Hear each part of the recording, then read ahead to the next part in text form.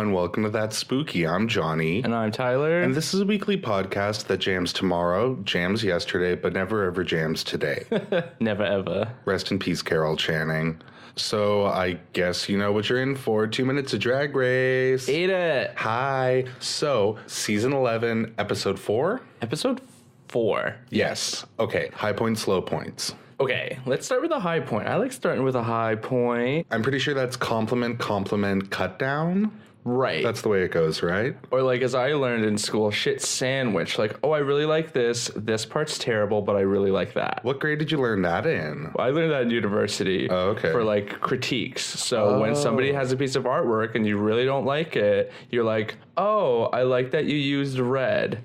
I don't like that your person looks like a goat. Oh, I really like that you used paint. Great composition. You have no worth. Love the color palette. Exactly. Fabulous. Yeah. Okay, well, high points, low points. Okay, high point.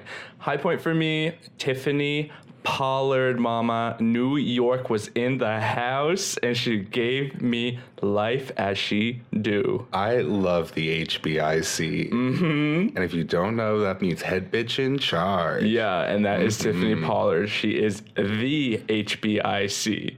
I'm pretty sure she coined HBIC, and if she didn't, that's where I heard it first. Mm-hmm. Anyway, I just loved her on the episode and on Tucked, talking about getting bikini waxes, stirring the pot, asking if there's any romances going on backstage. When she asked Brooklyn Heights if she was from Norwegia. Oh, yeah, I forgot about that. Dead. She's high-class entertainment, and I loved every minute of it. Yeah, more New York and drag queens on our TV. Well, I would have to say that my high point was Sugarcane's runway. Yeah. Yeah, so the theme for the runway this week was orange. For some reason, I keep thinking it's look how fucking orange you look, girl. Right. But it's probably not that. Anyway, everyone came out in wonderful orange ensembles, and then Sugarcane came out at the end dressed as Donald fucking Trump. Right. In a glittery blue suit, like matching the colors that he wears all the time, with a Ziploc bag of fucking Cheetos in her hands, which she was shoving in her face and rubbing on her mouth. Yeah. And she had like the craziest white eyelashes. It was just so much fucking fun to watch. That is what I want to see on my TV. That is the campy shit with a purpose that I am here for, mama. Like, I'm just so fucking happy with Sugarcane. She's such a fucking delight. I'm so happy to have her on my TV. Donald Trump, but make it fashion. Yeah. So, Johnny, what was your low point this week? I would have to say that my low point was losing Mercedes Iman Diamond. Oh my God, me too. Yeah, she was the first Muslim queen to be on Drag Race. She had a really interesting story to tell about being on the no-fly list and talking about coming to the United States and becoming a citizen around the time of 9/11. And she was just somebody that I was so excited to see, like, in that whole arena of, like, ultra queerness and drag. And it was just so cool to get to know her for, like, what little time we got to know her on the TV. But I would have loved to have been able to see her for a few more weeks. Now, I do understand in terms of the competition, she was the one to go. But at the same time, you know, like, it's a fucking TV show. I want to watch the story. I want to see what this person has to say. Right? That's my low point. Yeah, I was really sad to see her go too. I really wanted to hear more from her. It really seemed like she was opening up and she was becoming more comfortable. And I mean, she was the GOAT. She was the greatest of all time, which is my new favorite acronym. Yeah, and that's actually kind of true on many levels because she's my Sagittarius sister. Oh, yeah. Even though she didn't really do us justice on the runway, I'm willing to forgive. Is Sagittarius goat? I thought it was centaur. It's goat-like. Goat-esque. We're very goatly. Okay. So we had the same low point, right? Yeah, I think we can agree to agree. Okay, so we can move on from Drag Race discussion. Yes. Fabulous. Welcome to the rest of Spooky Gay Bullshit. And I got some spooky bullshit for everybody. I know, I'm super sad that I don't have an update on the library ghost. I was really fucking hoping that they would pull through, but we are left hanging. Yeah, I love that fucking library ghost. I would adopt that library ghost. Like, I don't want kids. I would adopt that kid. Yeah. Sponsor the library ghosts. Yeah, totally. And like, I wouldn't even adopt that kid and like put it in our lives. Like, I would just adopt that kid, hook that kid up with a really fucking cool family, and just be like the cool gay uncle. Right. Yeah, I'd like build robots with that kid. Totally. Yeah. So the story that I'm bringing to the ball this week is a story about Habitat for Humanity. Ooh. So what do you think about when you hear Habitat for Humanity? Hope. Right? One thing you probably don't think of are haunted bedroom sets. No. Right. So in North Carolina, there's a store called Restore, and it is run by the Habitat for Humanity of Rowan County. And it had in its possession a haunted bedroom set, which is said to cause nightmares. Whoa. Yes, mama. So the set was hand carved in the 1950s, and it included a queen canopy, rich, and a high boy chest of drawers, which I don't know what that is. Oh, I'm a high boy. Yeah. So the previous owners, when they donated this set, basically said from the moment that they got it from like some kind of antique store, I don't know, but from the moment that they got it, they started having really vivid and really bad nightmares. It's a big Dybbuk box. Right? And in fact, their family dog would just like stare at the bed and bark at it. Our dog does that too. Yeah, when he wants to go to bed. But this is a little bit different. Okay. Anyway, they had it in their room for a week, and then they were like, nope. And they just put it in another room, and then eventually they just decided to get rid of it, and they donated it to this store, Restore. And when they donated it, they were like, we're getting rid of this bed because it's haunted AF. And they told the people the story about it. So when this bed goes up for sale for $1,000 at Restore,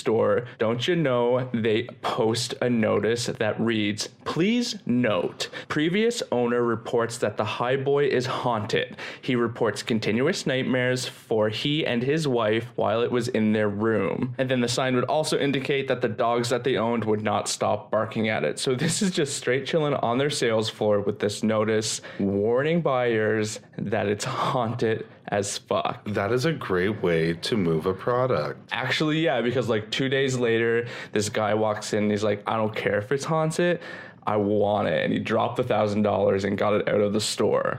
Of course. Right? So good business move. Just like the Dybbuk box, you slap the word haunted on something and it's gonna move. Remember when we were looking for record players like a year and a half ago, and I found an ad on Kijiji that said haunted record player? Really? I don't remember. Oh, yeah, and it had a warning attached to it. It was like, look, I'm selling this. It's in great working condition, but just so you know, there's a spirit attached to it, and you're gonna have to fucking deal with it, Mama. All right. Yeah, get into it. Well, anyway, we'll find out, I guess, if the new owner of this bed set starts having vivid nightmares or not. We just need to go shopping at the Restore up here and see if we can find some haunted objects. Right? Let's do it. Yeah. I was actually saying earlier today, just in conversation, like I would love to have some haunted objects, but we need to live in a place that has multiple rooms and maybe a basement to keep it all in. Yeah, totally. Well, if anything, we can get the keys for the storage unit downstairs finally. Oh, yeah. Yeah, we have a little storage unit. It's already haunted down there anyway. We can open up our own museum. Let's do it. That's great. Okay, so that was my spooky gay bullshit. Wow, fantastic. Oh, that sounded really sarcastic. No, it was actually good. Thank you for that. Yeah. Freaky. Okay, well, I guess it's time for oopsie poopsies. Oopsie. Oh, Tyler's in trouble. Yes, I am. Okay, tell the class. So I was a messy ass queen last episode, and I interchanged Sumatra and Sumitra a lot. Yeah, and I was too damn trusting because I was just like, I'm sure there's a reason that he's going between these two names. Not at all. Total accident. Her real name was pronounced Sumitra, not Sumatra. Someday somebody's going to be reading your biography on a podcast, and they're going to fall between Tyler and Trier. Well, I already get Taylor a lot, and I actually get Kyle a lot. Really? People actually mix up Tyler and Kyle a lot, and I don't really get it. I guess it's the YLE part. All right, well, I don't think I have any oopsie poopsies for this week. I guess I'm just perfect. She's perfect. She's beautiful.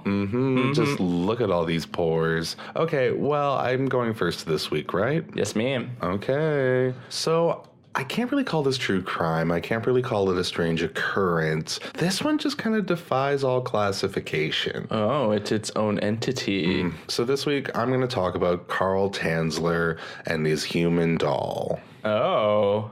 Get ready. So, Carl Tanzler was born on February 8th, 1877 in Dresden within the German Empire, loving life. In fact, he loved life so much that he went by a few different names throughout life. Okay. He just liked to keep it spicy. Sure. So he went by George Carl Tanzler on his marriage certificate. He went by Carl Tanzler von Kossel on his citizenship papers later on when he immigrated to the U.S. And then on his death certificate, he was just straight up Carl Tanzler. But on some hospital records, he signed as Count Carl Tanzler von Kossel. Oh, he made himself a count. Yeah, mama had rank. So when Carl Tanzler was young, he basically really fell in love with owning a room. He loved to impress people. He loved to be the center of attention. Everybody said that he was like a super confident kid, and he was basically able to get into like a whole bunch of social situations and like opportunities that would have never been afforded to him otherwise. So bitch knew how to move around socially. Right, he knew how to fake it until he made it. Exactly. And speaking of faking it, later on in life, he told people that he had about 9 different degrees from different universities. Oh, hey, bitch. Yeah, it was story time all the time. So he had a whole bunch of jobs, supposedly, said he was a boat builder, said he was an engineer. But some of this is true, though, and as a young guy, he basically traveled Australia, India, Italy, the South Seas, just, globe-trotted, lived his life, was an intellectual, privilege. Sure. Yeah, while he was in Australia traveling, World War I happened, and because he was a German citizen, he was basically forced into a concentration camp. Oh, shit. Yeah, because at the time, international law wouldn't allow prisoners to go back to their native country if they were caught abroad. So at the end of the war, he ended up getting shipped back to the Netherlands with a whole bunch of other German prisoners. Right. So he ended up resettling a little bit later back in Germany, and about 1920, he marries a woman named Doris Schaefer. So they end up having 2 kids. In 1922, they have Aisha, passing me by. Totally. She moves. And then they also had Clarissa in 1924. Now, unfortunately, Clarissa died at the age of 10 from diphtheria, if that's how you pronounce it. I've never heard of that. You don't want to hear about it. People get vaccinations against it these days. Like, it's just a no-no disease. You don't want that shit. So by 1926, Carl ends up immigrating to America. So he sails out of Rotterdam, he goes through Havana, Cuba, and then he ends up in Zephyr Hills, Florida, because his sister was already living there. So a little while later, he's joined by his family from Germany. So his wife and his 2 daughters show up, and they're living in America James Brown style. Right. So they're all fucked on coke. So he ended up leaving his family in 1927 to go become a radiology technician at the U.S. Marine Hospital in Key West, Florida. I was really hoping you were going to say radio host. No, but he moved to Key West, so cool coastal life, part of City Central. I know nothing about Key West. But he ended up going by the name of Carl von Kossel at the time. So von Kossel was a name that was within his family. And around this time, he ended up claiming to a whole bunch of people that he would meet that he was being visited at night by his distant relative, Countess Anna Constantia von Kossel. And supposedly this happened throughout his childhood, and then it really sprung up again in his adult life when he was traveling in Italy. Okay. And then she would just pop up and they would chit-chat and do their thing throughout his life. So what? She was his guardian angel? Yeah, she was kind of like Della Reese to him. Oh, yeah. Yeah, it was that kind of a touched by an angel situation. Cute. But basically, the Countess was a German lady in waiting. She was a noblewoman, and she was the mistress of Augustus the Strong.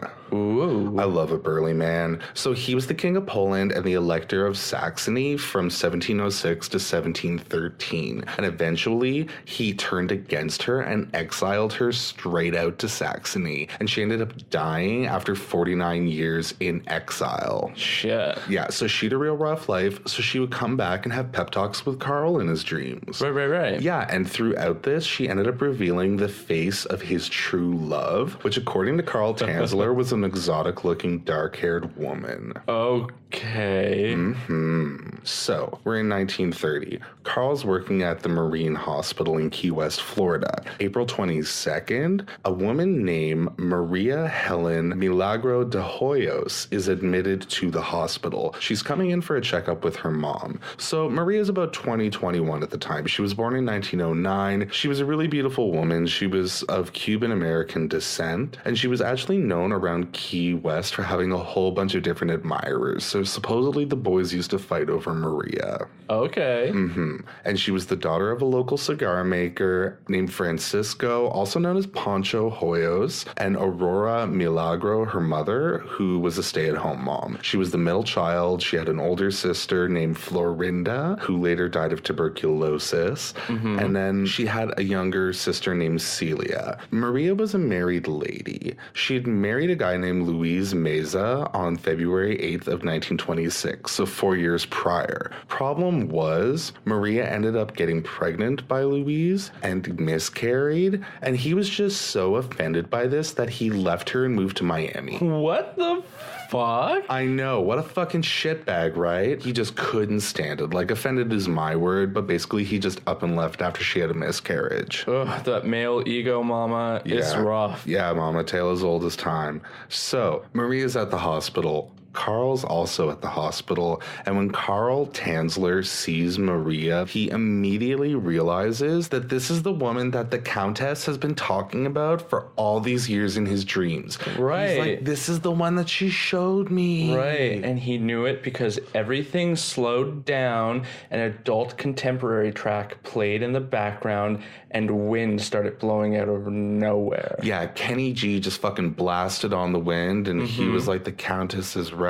I'm a boring white man who thinks I'm magic, and this is my moment to shine. Shine, baby, shine. And he does. So, shortly after Maria arrives at the hospital and becomes the point of fixation for Carl Tanzler, she's diagnosed with tuberculosis. Ooh, shit. Turns out it runs in the family, unfortunately, because over the next few years, most of the members of her family actually died from TB. Oh my god. Yeah, because this was the time before TB was really under control. And this is the thing. It was kind of a death sentence at the time in most cases. Now, some people did end up living, but it was really few and far between. And when Carl Tanzler found out about this, he was like, oh, no. Thank God I'm a self-taught doctor. Wonderful. I know, because he was a radiology technician. He took x-rays, but he decided to take Maria under his care, and he started creating cocktails of medicines and drugs to give her in hopes to cure her. I bet you it didn't work. It did not work, so then Carl decided to step it up a notch. So he brought an x-ray machine to Maria's family home, along with a whole bunch of other electrical medical equipment. Yeah. And he basically just started x-raying the fuck out of her and seeing what he could do with radiology to possibly cure her tuberculosis. Great. Because x-rays are real good for you, especially 1920 x-rays, I'm sure. Yeah, they had therapeutic benefits, thank you very much. Now, spoiler alert, things didn't turn out according to Carl's plan. So, like I said, tuberculosis was pretty fatal. And if Carl Tanzler, the X-ray diva, is your self-taught doctor, you are doubly fucked. Yeah. So all the while, Carl's still trying to cure Maria. He's also showering her with gifts. Now, she wasn't asking for this. Neither was she really reciprocating any kind of affection. She was just like, oh, this is my doctor who's going to cure me of this tuberculosis. He says he's a doctor. He also brings me jewelry and beautiful clothing so that I can be dressed up while I'm lying in a bed dying of tuberculosis. That's really kind of fucked up and actually really fucking sad. I know. So he was just totally trying to buy her affection while she was just trying to lay there and just process her illness and probably process her mortality. Yeah, definitely. Yeah, you want to talk about some self-centered, clingy, friend-zoned guy shit? This is that. So Carl confesses his love very overtly to Maria. He's just like, baby, I love you. I want to be with you. She's probably like, what do you see about this situation that says long-term? Right. Well, he has a plan. So, surprise, surprise, Carl Tanzler's experimental medicine wasn't able to save her from tuberculosis. Right. Yeah. So, Carl devastated. Goes to the family and he's like, guys, I've got this covered. He pays for the funeral. He finds an embalmer and a mortician that fits his standards. Which probably means no qualifications whatsoever. Yeah, he knows a guy. But basically, he finds the person who embalms her and prepares her and all that kind of stuff, pays for the whole deal, and then tells Maria's family that he's going to construct an above-ground mausoleum for her at the Key West Cemetery. And he follows through. And I mean, points for follow through. You said you were going to build a mausoleum. Bitch built a mausoleum. But what's the catch? That's what I'm wondering. Well, he would visit it nightly, and he would sing her favorite songs in Spanish, and he would just hang out at the mausoleum next to her body encased within stone. Obsessed much? Very. And the unfortunate part is that this is kind of the most chill that he ends up being for the rest of this story. Bitch. Yeah, get ready. So according to Carl, he would go there and sing Maria her favorite song in Spanish because when he would do that, her ghost would appear to him. Oh, okay. Yeah, she's probably showing up to be like, what the fuck are you doing here? I told you I didn't want to be your girlfriend. Leave me alone. Yeah, well, it's funny because according to Carl, she was saying the exact opposite. Right. So Carl Tanzler says that when Maria's ghost was appearing to him, she would constantly suggest that he took her from the grave. Oh, no. Sure, Jan. So, about 2 years after Maria's death, April 1933, late night, it's dark. No one's around. Carl goes down to the cemetery, but this time he's brought his little toy wagon. I'm not fucking kidding. Wait, he brought a toy wagon to the fucking cemetery. Like a little red wagon. Yeah. Get into it. He goes to the mausoleum. He opens it the fuck up and he takes Maria's body, puts her in that little red wagon, and then carts her back to his fucking house. Cute, right? No. Exactly. So Carl gets her home without anybody seeing him in the thick of the night. A little while after he gets her back, he calls a friend and is like super stoked and is like, oh my God, Maria and I are getting married. She agreed to finally marry me. Oh my God, why is no one stopping him? Well, yeah, I'm kind of wondering that too, because the friend knew that Maria had died and had been buried and all that kind of shit. And basically was just like, oh, Carl's joking. Oh, he's using his magic again. Yeah, except he wasn't, because Maria was decomposing at an alarming rate because we're in fucking Florida. And she's been dead for 2 years. Yeah, so Carl had to act fast and start preserving her fucking body. Oh my God. Yeah, open up the dictionary, look up the word extra. This is there.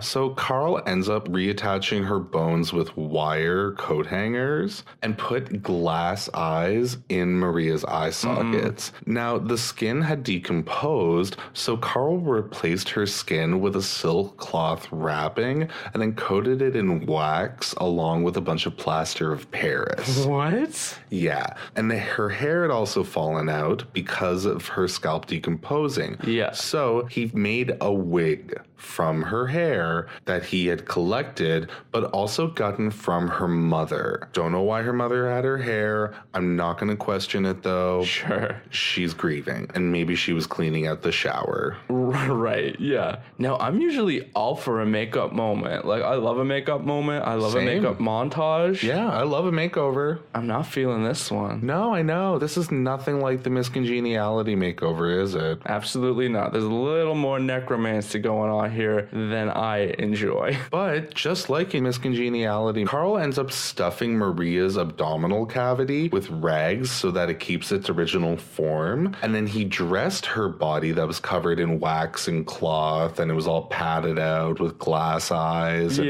really scraggly scraggly, fucked up looking wig that actually kind of made her look like Michael Myers. Oh my God. With lipstick. I mean, he could use a little color. But to top the look off, he ends up putting her in stockings. He goes out and he gets some jewelry and some nice gloves. And he dressed her up in her finest. And then he laid her out in his bed. And they slept together every night. Right. So all the things he impressed upon her while she was dying, he was continuing to impress upon her while she was dead. Completely. So, again, we're in Florida. This body's going to keep decomposing because, as we've discussed previously, Carl's not the smartest doctor in the world. Yeah. So what does he do? He gets a whole bunch of perfume, he gets some disinfectant, and he gets some preserving agents, supposedly, and he just basically tries to mask the odor as much as possible and try to halt the decomposition as much as possible chemically. Right. Yeah, so it's kind of like that episode of I Love Lucy where she's working on the chocolate conveyor belt and they just keep coming down, except it's a decomposing body that you're trying to keep from falling apart. This is the most fucked up analogy, but I get it. Yeah, that's why people tune in. Welcome. So Carl is just like, great, now we can have fashion moments. He goes out on the town, he buys a whole bunch of clothes, and we're talking like designer fancy shit. What the fuck? And then he also goes out and buys her a nice white dress because he ends up having a wedding ceremony with her at his house. Great. How intimate. Mama. But the at-home weddings. And then they end up consummating the marriage that night. Oh, you weren't expecting that? No. Yeah, so he made her a makeshift vagina from paper towel tubes. What? I can't even get the sentence out. And it allowed him to desecrate this poor fucking woman's corpse. I'm fucking shook. What the fuck? I know, you laugh at the absurdity of it all. At the same time, it's completely horrifying when you think about it on a human level.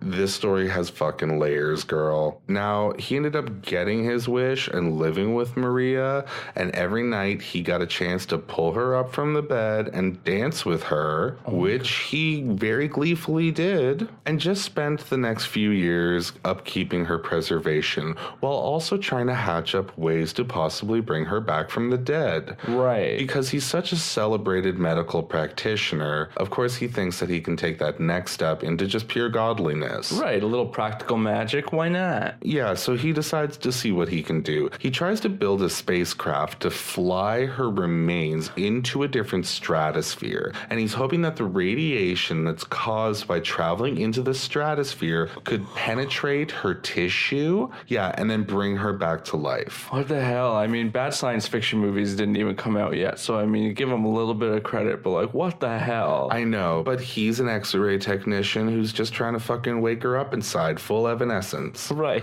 Yeah. Now, there are photos of the ship, and don't you fucking believe we will be posting these photos on Instagram.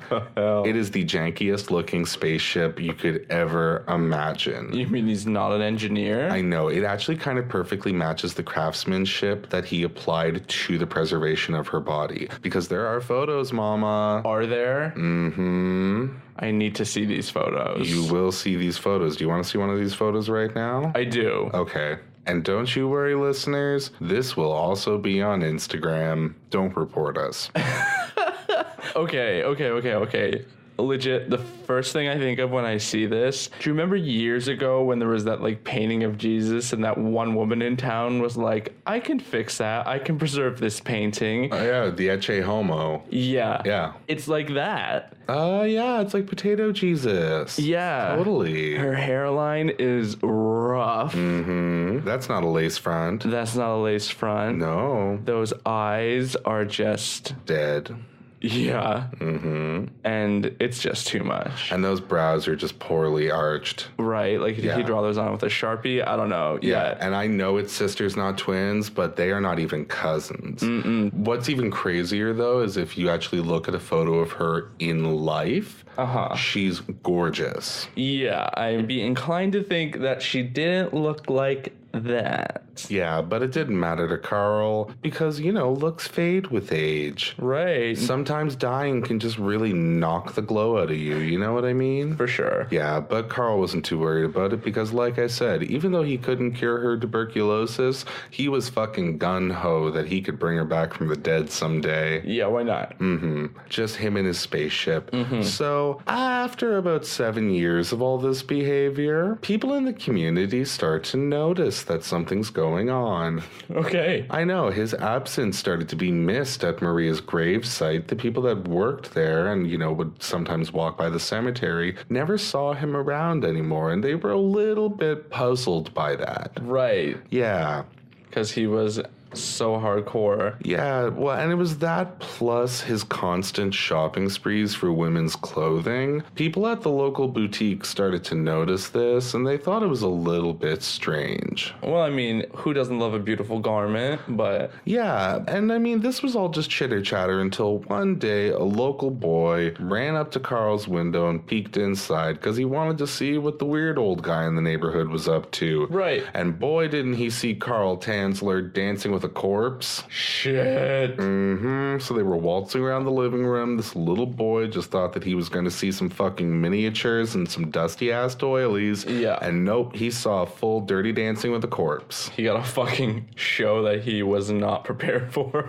Yeah, and he just booked it. So by October of 1940, Maria's older sister, Florinda, ended up getting sick of hearing rumors around town that Carl Tanzler was sleeping with the body of her sister. Right. Yeah, when those rumors start to pop up and this guy's not showing up at the gravesite anymore, as her sister, you probably start to ask some real tough questions. So she ends up going to Carl Tanzler's home and confronts him. She forces her way in and ends up discovering her sister's body. Shit. Horrifying. So Florinda gets the fuck out of there, lets the police know about it. Carl Tanzler is immediately arrested and detained. So as soon as he was captured, he was examined by psychiatrists, and they deemed him competent to go to trial. Sure. Yeah, so he ends up going to court for, quote, wantonly and maliciously destroying a grave and removing a body without authorization. So they have a preliminary hearing for him at the Monroe County Courthouse in October of 1940. And when he's at the preliminary hearing, so before it actually officially goes to court, yeah, the fucking charges get dropped against him because the statute of limitations has gone up. What? Wait, what?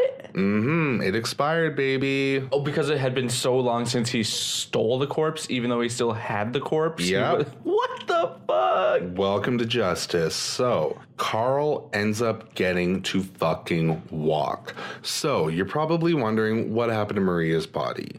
Absolutely. So after the corpse is discovered by the police, Maria's body ends up getting taken to be examined by police physicians and forensic pathologists. Right. And the corpse ends up getting put out on display for the public to view at the Dean Lopez Funeral Home. The hell? What? Why? Well, it's kind of like a wake, but it's also this horribly mutilated corpse. Yeah, does it get put out with all its, wax plaster face and glass eyes and shit? I guess so, and 6,800 people end up showing up to see the body. Now, eventually Maria's body was taken to the Key West Cemetery, where the remains ended up getting reburied in an unmarked grave so that Carl Tanzler, who was a free man, would never be able to find them. Because he's the fucking girl that would. And Mama was pissed. In fact, before Carl left town finally, he stopped by the mausoleum to blow it the fuck up. What? Yeah. Stunt queen. Yeah, so he was like, I bought this, I can destroy it too. He goes down there, upset because he's not able to exhume this fucking dead body again, blows it up, leaves town. Now, the thing was, when all of this happened, it drew a ton of media attention. So the Key West Citizen and the Miami Herald wrote about it all the time. It was regional, it was across the country, everybody was talking about this case.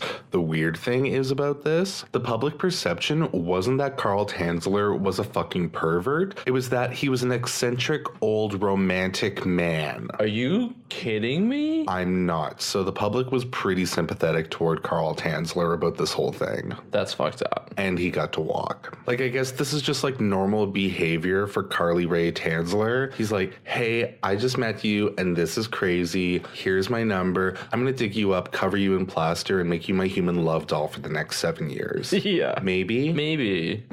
The thing is, everybody that didn't think he was a romantic basically was just like, yeah, this guy stole this body so that he could have sex with it. Now, there is some dispute about whether or not he actually went there with Maria's corpse. People do point to the fact that he, how do we say, improperly rejuvenated her between me down there. Yeah. Now, 2 doctors that were allegedly at the 1940 autopsy of Maria's corpse reported in an interview in 1972 that they noticed the paper towel tube inserted in her genitalia. Yeah. But other people say because there was no evidence of necrophilia presented at the initial hearing, as well as the fact that these doctors didn't come through until 30 years later to give this recount of seeing the stuff in the body, people believe that this might not be true. I don't know if I'm willing to give him that benefit of a doubt. I know, and I think it's just what a lot of us are trying to tell ourselves so that we don't have to go there in our minds. Yeah. I mean, if you're twisted enough to dig up a corpse and cover it in plaster and sleep with it and dance with it, chances are there's some other motives going all around. Yeah. Now, some people have also suggested that Carl Tanzler ended up getting Maria's body switched before it was put in the private burial site. So some people do speculate that maybe they did spend the rest of their lives together. I don't want to believe that. Yeah. In 1944, Carl Tanzler moved to Pasco County, Florida, which is close to Zephyr Hills where he was living before. But at that time, he wrote an autobiography that ended up showing up in a magazine called Fantastic Adventures in 1947. Now, remember Carl's wife, Doris Schaefer, that he had 2 kids with? Oh, yeah. Yeah, like they were still in touch. So basically, she continued to support Carl throughout the rest of his years, and he ended up obtaining full citizenship in the United States in 1950, and he just ended up living the rest of his life in Tampa. The hell? Yeah, now, because he was never able to see Maria again, he actually ended up creating a death mask in her image. So if you don't know what that is, it's like this old practice of casting a dead person's face. So essentially you have a molded mask of this corpse. It's funny because like the CPR dolls that we all use are actually based off one of the most famous death masks that was ever created. Oh, I didn't know that. Yeah, they're a part of our culture. Oh, wow. They're fancy. But supposedly he ended up recreating her corpse and like had like a life-sized kind of like effigy to her. And he lived with it until he died on July 3rd, 1952. Supposedly his body was discovered wrapped up in the arms of this recreation of Maria that he had with the death mask on it. No. Although his obituary said otherwise. It said that he was like found behind an organ or something like that. Okay. Whatever. Yeah. Carl Tanzler goes down in history as one of the sickest bitches of all time. Yeah, and not sick in a good way. Not bitch in a good way. No, mama, not in the empowering way. And now you can go and see a recreation of Maria's body at Ripley's Believe It or Not. It's not the real thing, but given the level of craftsmanship that Carl applied to this whole project, it's not that hard to recreate. Right. Yeah. Anyway, that is the fucking insane story of Carly Rae Tanzler, aka George Carl Tanzler, or Count Carl Tanzler von Kosel, aka the case of no, you don't do that with a body. AKA Madame Tussauds. No. Oh, I like that. I'm glad we get to end on a positive note. So it's your turn. Yes. So I can't say that I'm going to be ending on a positive note, but maybe at least an intriguing one. So this week, I am going to be talking about Tamara Samsonova, aka the Granny Ripper. Who's doing what to grannies? Ripping them? Actually, no. She's the Granny Ripper. She doing the ripping. Okay. Yeah. Don't hurt anybody's grandma. No, ma'am. So now I will say that a lot of the information about this case is pretty vague. In fact, it's vague as hell. A lot of news reports from the time are kind of inconsistent in how they present the story, but I'm going to do my best to present it like a shampoo commercial, full and lush. No tears. No tears. That's you promising that. I can't promise no tears. That's fair. So Tamara Samsonova was born February 5th, 1947 in Uzer. I wasn't really able to find out any information on her childhood, but after graduating from high school, she moved to Moscow and entered the Moscow State Linguistics University, where she became fluent in English and German. So she was smart as fuck. She was smart as fuck. Trilingual, you know? That ain't nothing to sneeze at. I barely have one language down. Right, same. So, after graduating from the Moscow State Linguistics University, Tamara moved to St. Petersburg. In St. Petersburg, she met and married her husband, Alexei Samsonova. I love it when a nerd finds love. Right? Nerd love is the best love. It's an apprehensive love. Yes, but a strong love. So, in 1971, Tamara and her husband Alexei settled in a newly built panel house, number 4 on Dimitrov Street. Eventually, she took up work for InTourist travel agency in the Grand Hotel Europe. And if you're wondering, Grand Hotel Europe was the name of the hotel. And to me, it just doesn't really roll off the tongue. No, it's a little bit clunky. It's a little confusing, but maybe something's lost in translation. Who knows? Anyway, she was apparently a pretty skilled employee, although she had been described to be a bit of a strange person. Who hasn't been? Right? A bit of an oddball. But she settled into this work and stayed at the agency for longer than any other employee, having gathered 16 years of experience before her retirement. You can be weird as long as you don't steal things. You're cool. Yeah, totally. Yeah, just don't start workplace drama. Walk around all the time talking to yourself. No one's going to be mad. Right? Build a giant elastic ball. You're cool. Who's judging? So now, in regards to her husband, Alexei, this was a bit of a dead end. It was one of those things that I just couldn't find a lot of information about. So I couldn't really determine exactly the kind of relationship Tamara had with her husband, Alexei. But fast forwarding to the year 2000, Tamara Samsonova reports her husband missing. So he walked out on her? Well, that's what she told the police. She claimed that she believed he had run off with another woman. So the report was followed up and his disappearance was looked into briefly, but there was really no indication as to where he had gone. She ripped him. She ripped him. Because here's the tea, mama. Alexei Samsonova was never seen again. She really ripped him. Yeah, and also, according to many news reports, his mother had also gone missing in and around this time. Shit. Yeah, mama. They were just gone without a trace, and we'll come back to this. Oh, girl. Yeah. So after her husband's disappearance, Samsonova had a lot more room in her apartment. Of course. Yeah. So she decided that she would start to rent out the extra room in her apartment. This could have been an opportune moment to start collecting antiques. Absolutely. You got a room to fill, you can fucking fill it quickly if you start going to thrift shops. Yeah. You could also buy a treadmill, put it in there, and never use it again. Yeah, you could have an abandoned home gym. Yeah, like so many people in the world. Yeah, you can hang so many coats on an elliptical. That's the tea. So now, according to other tenants in the building, no one ever really stayed for longer than a month or two in Samsonova's apartment. And I bet the tenants were always the problem. Yeah. You know what? I don't know, actually, because it was assumed amongst most of her neighbors that Samsonova was probably just really difficult to live with, and 1 to 2 months was about as much Samsonova as anybody could take. I figured. Yeah, though it could also be presumed that Samsonova was like housing transients or just people who are kind of nomadic moving around, but I'm gonna go with the former. Yeah, especially because Samsonova wasn't really described as a very warm person. In fact, she tended to put a majority of her neighbors on edge. There was just always something off with her. Maybe they just needed to speak to her in the right language. She knew 3. Right? Yeah, that's true. Yeah. But maybe she was just a little bit off-putting when she would walk around and tell her neighbors that she was going to be popular and famous one day, that she would be a sensation, but she would never allude as to why. Oh, that's serial killer shit. Yeah, you're telling me. Red flag. Yeah. So, in accordance to those she shared proximity with, whenever Samsonova spoke of her husband as well, she would usually have a strange glint in her eye. Like, she never really was remorseful or expressed that she was ever really devastated about her husband's disappearance. Would she like sing talk while she talked about it? Like, oh, well, I don't think he'll ever be back. Yeah, she sang it to the birds, mama. That is so unnerving. I love it. Yeah, so this happened for a while where Samsonova would have a tenant and then not have a tenant and then have another tenant and then not have a tenant and then have another tenant and then not have a tenant.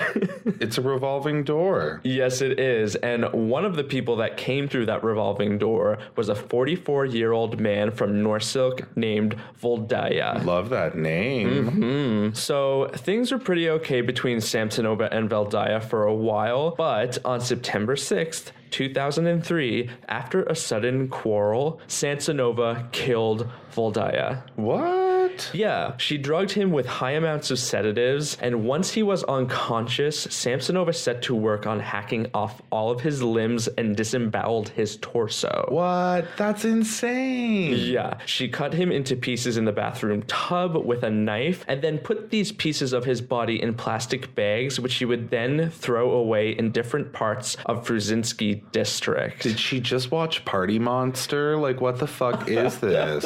Right, she wanted to ride on the UFO. I guess so. Do you remember that scene? Yeah. Yeah. And like, how many bags did she put him in? I have no idea, but she apparently just walked around hucking them all over town. Messy as fuck. Messy as fuck, but no one knew who had done it. The body parts were obviously found because they were everywhere, but the case was cold. Girl. Yeah. So now let's fast forward 12 years later to March 2015. Oh, she got away with it. She got away with it, yeah. These body parts were found, never really identified, and there were no traces as to who, why, and no one was really going to blame the 58-year-old woman living down the street. So in a way, it was kind of like the perfect crime. Messy, but perfect. The messiest grandma around. Yeah. So the messiest grandma around in 2015 met 79-year-old Valentina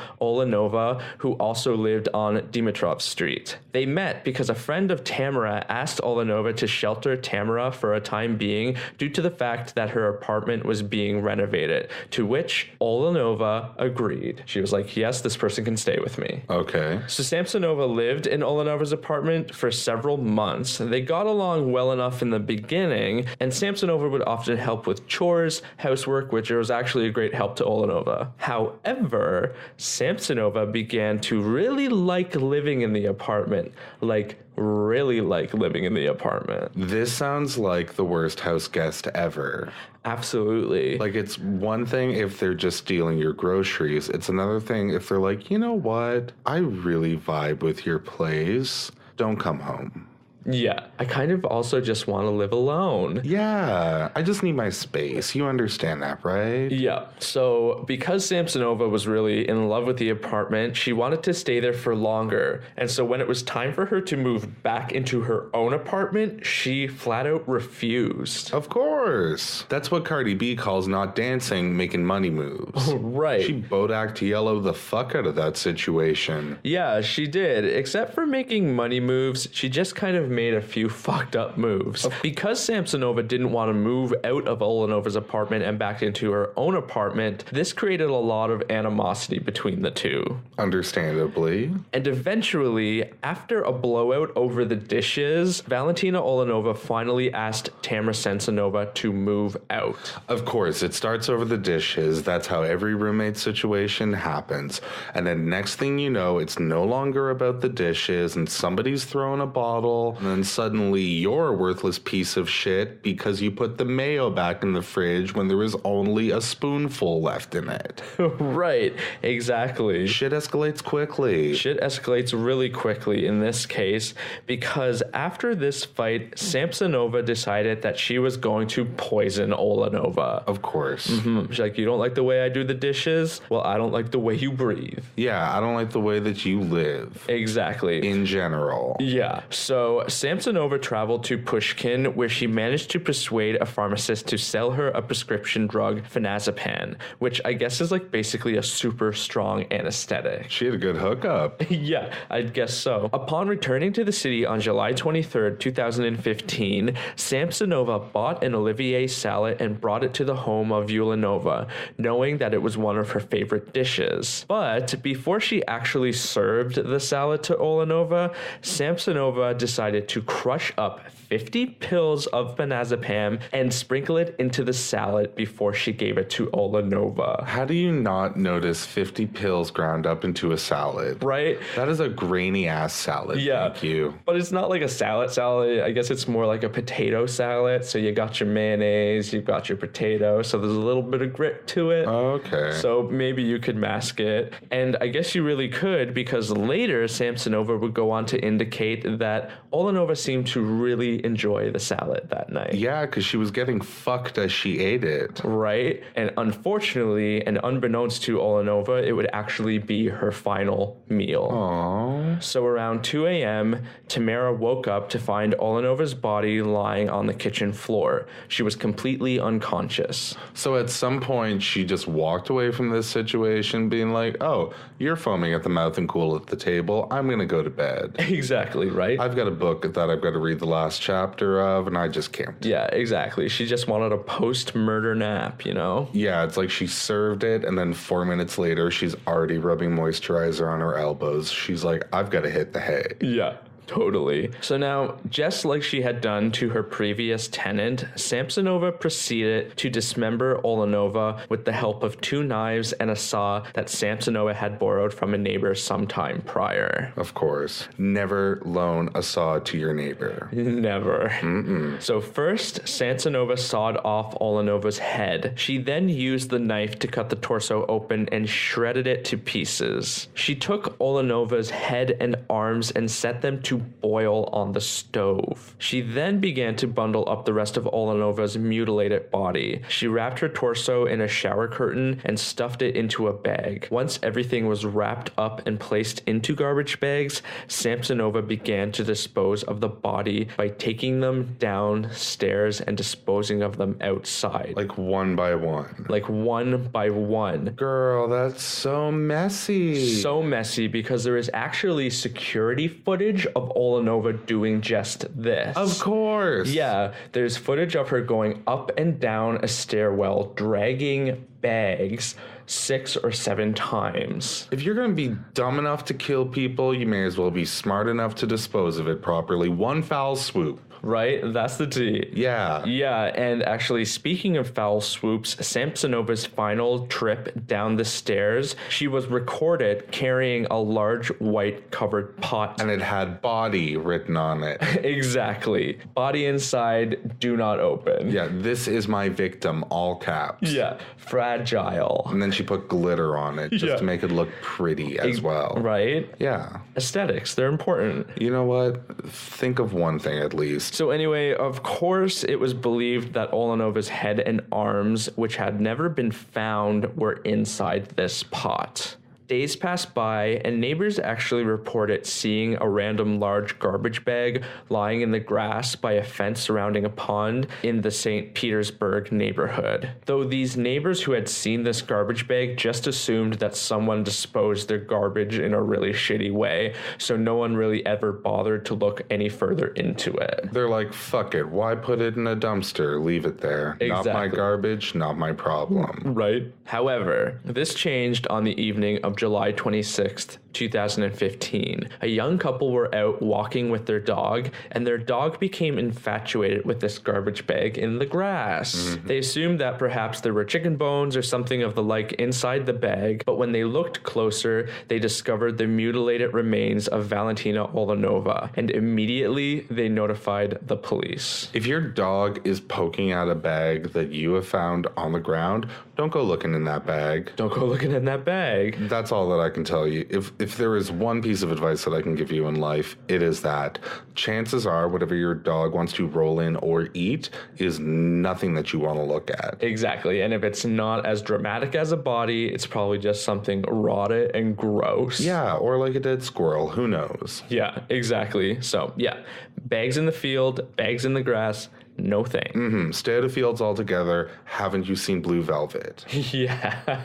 Or Signs. Of course, a part of our history. Yeah, exactly. So the body wasn't identified as Valentina Olenova until the next day on July 27th after a survey of apartment residents. When the police were able to piece together that the remains belonged to 79-year-old Olenova, they decided to visit her apartment. When they knocked on Olenova's apartment, they didn't really expect an answer, but surprise, Samsonova opened the door. Oh, fuck. She had been staying in the apartment because she murdered the woman that owned it, and she was like, I've probably got a good 5 months before anybody tries to visit. I'm just gonna chill. And she opens the door up and automatically is like, hi. Yeah, exactly. How are you?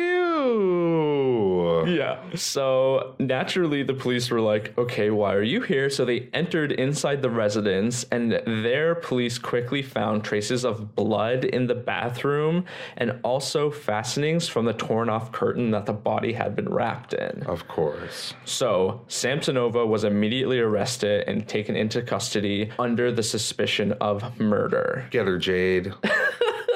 Okay, on July 29th, 2015, Samsonova was brought to the Fruins District Court of St. Petersburg, with the court issuing an order to detain her. When the judge asked Samsonova what he should do, she said she deserved to be punished because she was guilty, and she would later demonstrate on a dummy the way in which she decapitated Olenova's body. She's like, let me show you a good one. Yeah, exactly. She's like, you'll fucking love this.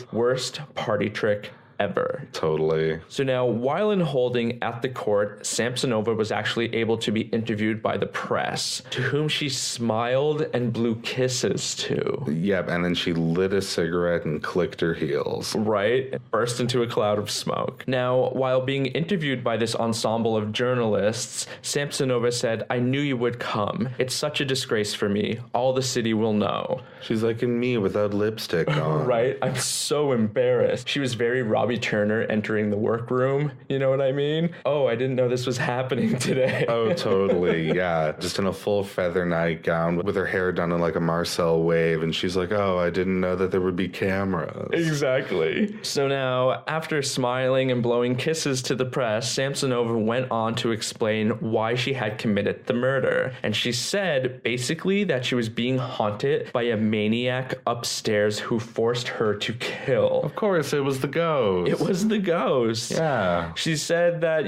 she had nowhere to live. She was a very old person. And to put the whole matter to rest, she deliberately got caught. Oh, she meant for it to happen. Yeah, this was all a part of her master plan, baby. She is just so much smarter than everybody else. Everybody else. So Samsonova, while she was being detained, was forced to take a forensic psychiatric exam, and on November 26th, 2015, it was determined that Samsonova was a danger not only to society, but also herself. Wow, didn't see that one coming. Right? What a twist.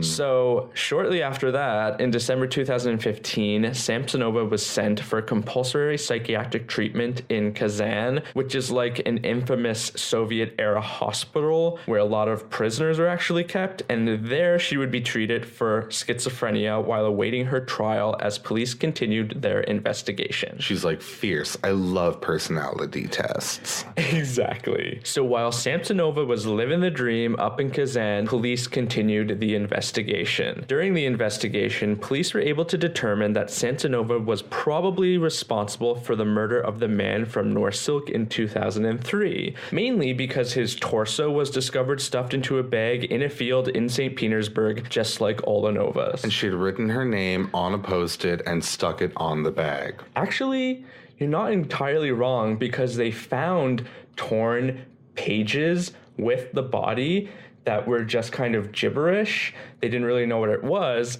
but they're actually now able to trace those pages back to Samsonova's diary. Girl. Yeah. She is a slopobotomist. She's a sloppy girl. No. Yeah, she is like that person buying 5 drinks at last call. Totally. Yeah. She's the kind of person who would walk down the aisle at her wedding to Uncle Cracker.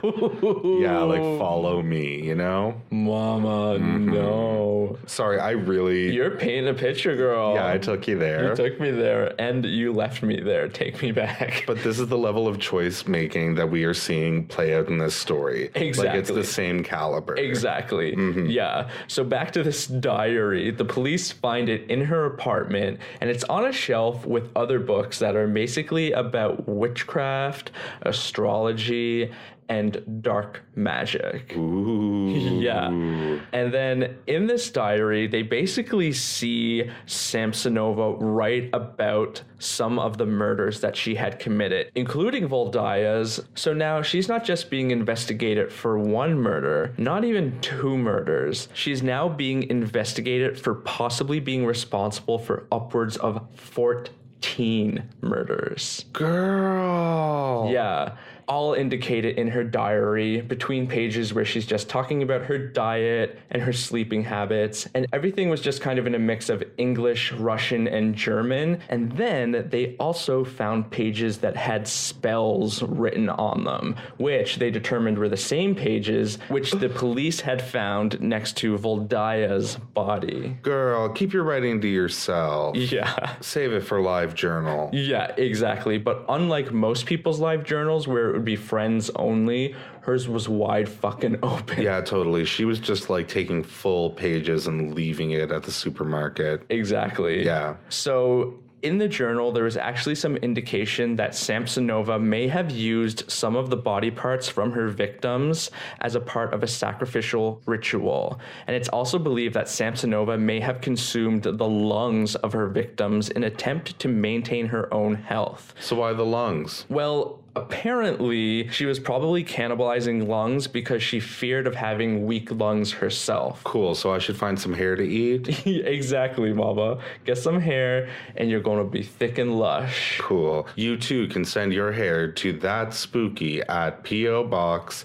We need to get a P.O. Box. We do need to get a P.O. box. I need your hair. And it's just going to be full of hair. Thank you. Thank you. It's a new tier in our Patreon. Yeah, where you pay us in hair. Yeah. Look at that. 1 lock a month. Yeah, great. Wow. That's, tasty. That's creepier than... I know, right? I meant Especially it to because I'm sound. saying that I'm going to eat it. Yeah. I know. It's exactly what I don't want people to do, but now we have a permanent audio recording of it. I mean, it only took 25 episodes for our true colors to finally come out. I know, and I could actually edit this out, but I'm not going to. Right. Commit to the bit. Welcome to my life. So in addition to her foray into the dark arts, Samsonova also had an extreme infatuation with Andrei Chikatilo. Ew. He's fucked. He is fucked, and she's just seemed to idolize him. They had to keep him in a cage at his trial. Like, have you ever seen those photos of him just sawtooth grinning through his cage bars? Right? Like, freaky as fuck. Yeah, it's not cute. He loved every second of the shit that he did, and then he loved talking about it. Yeah, which, you know, kind of sounds familiar. Yeah, so if you're not familiar, he killed a whole bunch of children, and of course there was a sexual component to it, and he was just an all-around motherfucktris. And I mean, he also ate his victims. Oh yeah, I totally forgot about that part. Yeah. Oh, no wonder he's her idol. Exactly, right? They just have so much in common. They like the same foods. Oh my god, it's just so coincidental. Right? They eat out at the same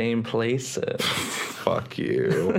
I'm saying that to the invisible version of her that's standing off to the side right now. Yeah, just blowing kisses. Yeah. Hey, BB. Hey, BB. So as news began to break of the murders, the cannibalism, the alleged occult sacrifices, Samsonova was given the nickname Baba Yaga in and around Russia and Eastern Europe, although she is known as the Granny Ripper in Western news coverage. Isn't Baba Yaga like a folklore monster? Yes, mama. So the Baba Yaga in Russian fairy tales flies around in a mortar, wields a pestle, and dwells deep in the forest. She lives in a hut that is usually standing on chicken legs, and she loves to eat children. Yeah, she'll fuck you up. Yeah, she's very Hansel and Gretel, you know, cannibalistic witch living in the woods. Love the name, though. Right? And it's just very fitting for our girl Tamara. Yeah. So now, where do things stand today in 2019? It's been 4 years since her arrest, and unfortunately, it's really hard to say what has happened and what is happening. There's been very little updates on this case over the years. The most recent updates I could really find were from 2016. Really? Yeah. So Samsonova, I guess, is still in the psychiatric hospital, but police have just declined to give any update on the case. Basically, without physical evidence, it's become really difficult for the police to tie Samsonova to these alleged murders. They have her for the murder of Olenova, but they don't really have enough evidence for any of the other murders that she wrote about in her book, including the supposed murder of her husband and mother-in-law. So basically the police are just like, look, we have her for one. Everybody knows she's fucked. Let's leave it at that. And I think that's what it is. I'm hoping that's what it is. I just don't really know. She's kind of guilty until proven innocent at this point. But, you know, we may never really know what happened to these 14 people because the police actually fear that a lot of the ground where Samsonova may have buried her earlier victims have since been developed on with new apartment buildings, new homes, and just land that they can no longer excavate. So more than likely, these murders will never really be solved. They will probably never really be able to tie these murders to Samsonova, but safe to say, she is just going to remain in custody for the rest of her fucking life. Well, that sucks for the families of the victims. Definitely. No closure. And I couldn't even find a name of the victims outside of the two that I mentioned. So, yeah, justice, but not sweet justice. Weird. Yeah, and that is the story of the Granny Ripper. That's the meanest granny I've ever heard of. Don't mess with that, Grandma. No, shit. Oh, man, I've never heard about that one. Me either, and a female serial killer, not as common. I love a female serial killer. Right? Well, good job, girl. Thanks, girl. No problem. All right, well, I guess we've gotten to that point in the show where we ask everyone's favorite question. Tyler, what did you learn today? So today I kind of learned that obsession is like a really fucked up thing that can make you do really fucked up things. And also, maybe you shouldn't just bestow a bunch of gifts to somebody and expect them to fall in love with you. Totally. Especially if you're dying. Completely. The only obsession I want is by Calvin Klein, mama. Well, I would have to say that I learned if you're going to do something shitty, you better do it smart. If you have to dispose of a body, do it in one trip. I know with groceries, everyone's like, oh, it's okay to take multiple trips to the car. Don't worry about it. Don't try to do it all in one time. But if you are doing something like getting rid of a body, it is a little time sensitive. A little time sensitive. Think about these things. Or, you know, don't. Because if you're the kind of person that's going to hack up a body and try to dispose of it, do it in the stupidest way possible because you're going to get fucking caught. That's a really good point. I guess I don't want to empower people who kill other people.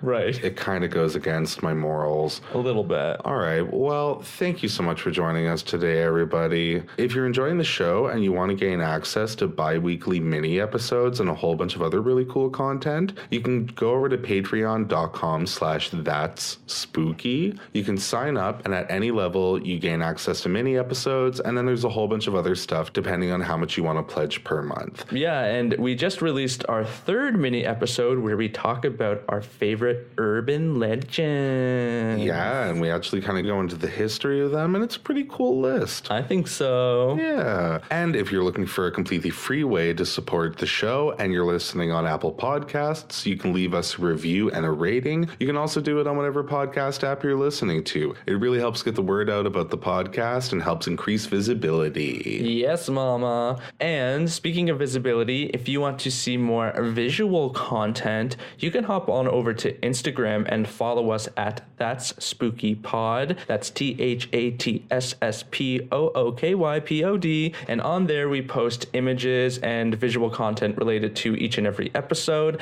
and lots of funny memes. Yeah, there's some hot meme action up in there. Now, if you're more of a wordsmith, you can head on over to Twitter. We're there too at That's Spooky Pod. Now, if you're really bored, you can go over to thatspooky.com. You can find episodes to listen to there. You can read show notes. You can look at visuals from the episodes. You can do a whole bunch of crazy shit on there that you probably never would have expected that you could do with a website, like email us. Yeah, the future is now. Get your ass ready. Now, speaking of emails, if you have a spooky story that you want to share with us, we'd love to hear it, and you can send it to us at thatsspookypod@gmail.com. Yeah, if you want to say hi, you want to tell us about a secret society that doesn't suck, we're here for it. We love hearing from you. So thanks so much for listening, everyone. Episode 25. We're like a quarter of a podcast century old. Pretty amazing. I know. No one's ever gotten this far in a podcast before. Never. Yeah, and it'll be a long time before anyone ever reaches this point again. Yeah, milestone. We're mavericks. Oh, and by the way, listener, I've never seen anyone pull off a kitten heel like you can. I didn't even think that you'd be able to pull off one fashionably, but you showed me wrong.